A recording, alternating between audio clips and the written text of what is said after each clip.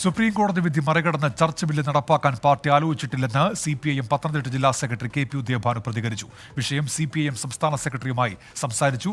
Orthodox സഭയുടെ എല്ലാ പ്രവർത്തനങ്ങൾക്കും പാർട്ടി ഒപ്പമുണ്ടാകുമെന്നും KP ഉദയഭാനു പറഞ്ഞു. ഓർത്തഡോക്സ് സഭയെ സംബന്ധിച്ചിടത്തോളം ചില ആശങ്കകൾ പറയുകയുണ്ടായി.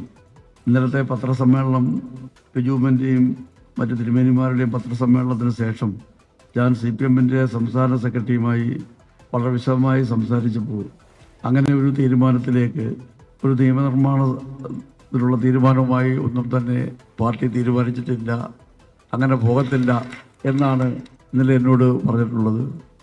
അതുകൊണ്ട് ഈ കാര്യത്തിലും നമുക്ക് ഒന്നിച്ച് നീങ്ങാം, ഒരാശങ്കയും വേണ്ട. അങ്ങനെ ഒരു തീരുമാനം നമുക്ക് ദോഷകരമായ ഒരു തീരുമാനത്തിലേക്ക് കേരളത്തിലെ ഗവൺമെൻറ് മാറില്ല എന്ന പൂർണ്ണ വിശ്വാസമാണ്. ശ്രീജിത്ത് ശ്രീകുമാരൻ പത്തനംതിട്ടയിൽ നിന്ന്. ശ്രീജിത്ത്, വിവരങ്ങൾ എന്തൊക്കെ? യാക്കോബായ സഭ അധിപൻ പുത്തൻകുരിശിലെത്തിയപ്പോൾ മുഖ്യമന്ത്രിയായിരുന്നു ആ സ്വീകരണ ചടങ്ങിലെ പ്രധാനി. എന്തായാലും ആ സ്വീകരണ ചടങ്ങിൽ അദ്ദേഹത്തിന്റെ പ്രസംഗത്തെയാണ് രൂക്ഷമായ രീതിയിൽ ഓർത്തഡോക്സ് സഭയിലെ മാധ്യമവിഭാഗം പ്രസിഡന്റ് ഇപ്പോൾ വിമർശിച്ചിരിക്കുന്നത്.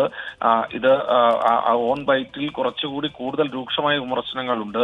അതിൽ ഏറ്റവും എടുത്തു പറയുന്നത് മുഖ്യമന്ത്രിയുടെ കസേര ഉറപ്പിക്കാൻ വേണ്ടിയുള്ള ഒരു ശ്രമമാണ് നടക്കുന്നത് എന്ന രൂക്ഷമായ വിമർശനമടക്കം അതിലുണ്ട്. എന്തായാലും മുഖ്യമന്ത്രി ഒരു വിഭാഗത്തിന്റെ മാത്രമല്ല, എല്ലാവരുടേതുമാണ് എന്ന് ഓർക്കണം.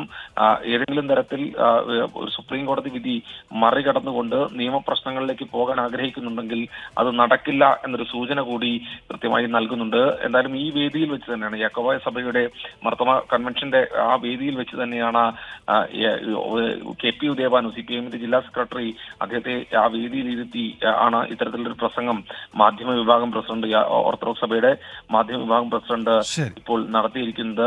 എന്തായാലും അതിന് മറുപടിയായി അത്തരമൊരു ആലോചന പോലും തങ്ങളുടെ ഭാഗത്തുനിന്ന് വരുന്നില്ല.